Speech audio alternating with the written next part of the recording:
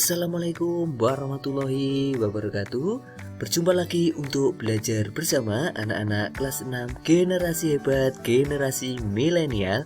Kita masih belajar di tema 7 kepemimpinan, subtema 3 ayo memimpin, pembelajaran yang ke-6.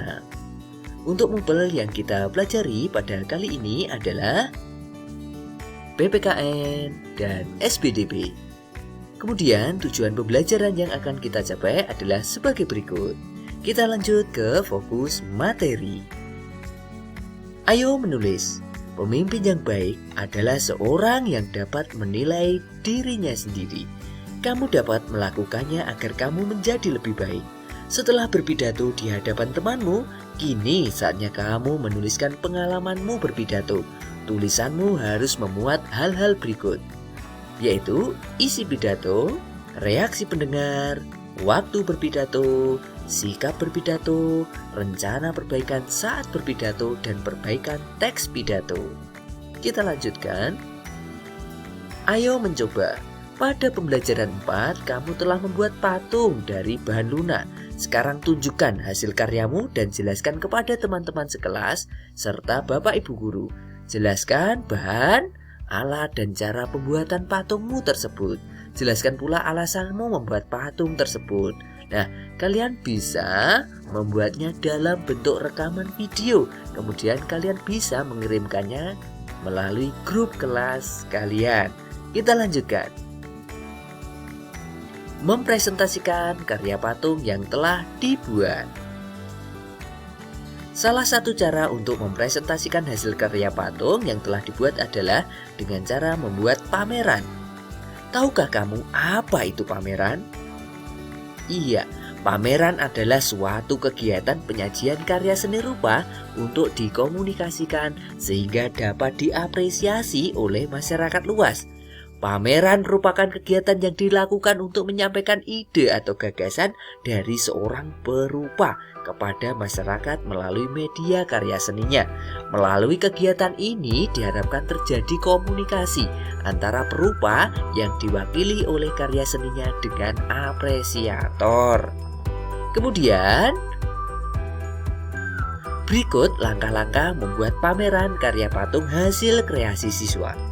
1. Mengumpulkan hasil karya seni patung yang dibuat siswa. Kalian bisa mengumpulkannya melalui video, yaitu media video ataupun foto. Yang kedua, memilih ruangan yang tepat. Bila melalui video, harus jelas terlihat dari berbagai sisi. Kemudian yang ketiga, menyediakan tempat untuk menaruh patung. Kemudian membersihkan ruangan dan menghias ruangan. Yang kelima, menyusun karya-karya patung pada tempat yang telah disediakan. Kemudian mengelompokkan karya seni patung sesuai bahan yang digunakan. Kemudian kita melakukan evaluasi. Ya, setelah kita mempelajari pembelajaran 1 sampai 6 di subtema 3 ini, kita melakukan evaluasi. Yang pertama, perubahan apa yang terjadi pada masa pubertas? Tentunya kalian sudah mempelajari dengan baik dan masih ingat apa saja perubahan yang terjadi pada masa pubertas. Saya akan memberikan contoh jawabannya. Perubahan yang terjadi pada masa pubertas pria yaitu tumbuhnya rambut halus di ketiak dan alat kelamin. Kemudian suara jadi membesar, tumbuh janggut, tumbuh kumis, jambang, dan jenggot atau janggut. Ya, untuk perubahan pada masa pubertas yang perempuan kalian bisa menambahkannya sendiri, ya. Kemudian, bagaimana cara menjaga kesehatan reproduksi pada masa pubertas?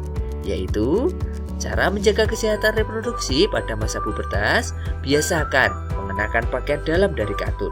Gantilah pakaian dalam setiap kali habis mandi atau ketika merasa basah pada pakaian dalammu. Kemudian bilas selah setiap kali habis buang air kecil. Ya, bagi semua yaitu remaja putri yang sedang menstruasi, gunakan pembalut yang lembut. Gantilah pembalut setiap kali pembalut yang kau pakai terasa lembab. Nah, itulah tadi cara menjaga kesehatan reproduksi pada masa pubertas. Ya. Kemudian, apa nilai yang terkandung dalam sila kelima Pancasila? Kalian juga sudah mempelajari di pembelajaran yang sebelumnya. Ya, di sini adalah contohnya. Nilai-nilai yang terkandung dalam sila kelima Pancasila yaitu mengembangkan perbuatan luhur yang mencerminkan perilaku dan suasana kekeluargaan dan gotong royong, mengembangkan perilaku adil terhadap sesama, menjaga keseimbangan antara hak dan kewajiban, menghormati hak orang lain, memberi sumbangan kepada orang lain biar sanggup membangun sendiri.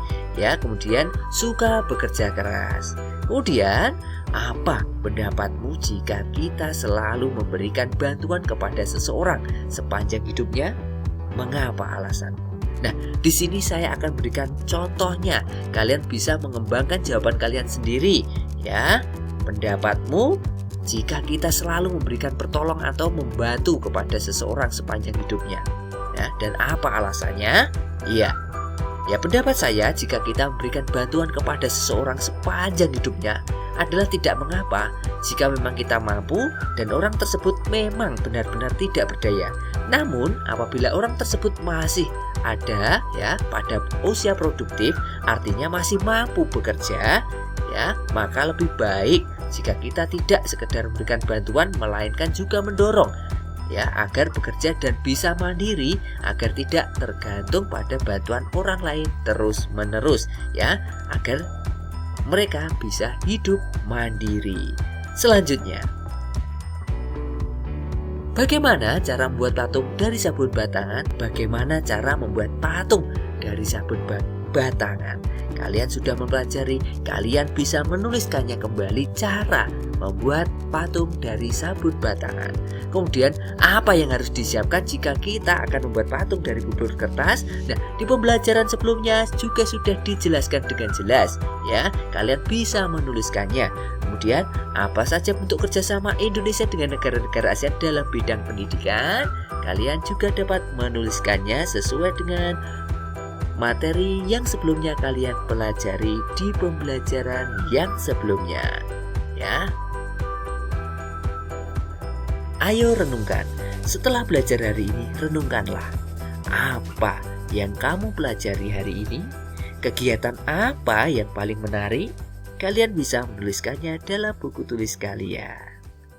Kita lanjutkan. Kerjasama dengan orang tua. Mintalah izin kepada kedua orang tuamu untuk memimpin musyawarah di dalam keluargamu. Setelah itu, mintalah pendapat mereka bagaimana kepemimpinanmu. Tuliskan pengalamanmu ini lalu serahkan kepada Bapak Ibu guru kalian, ya. Tetap semangat belajar, ya, agar menjadi pemimpin yang hebat.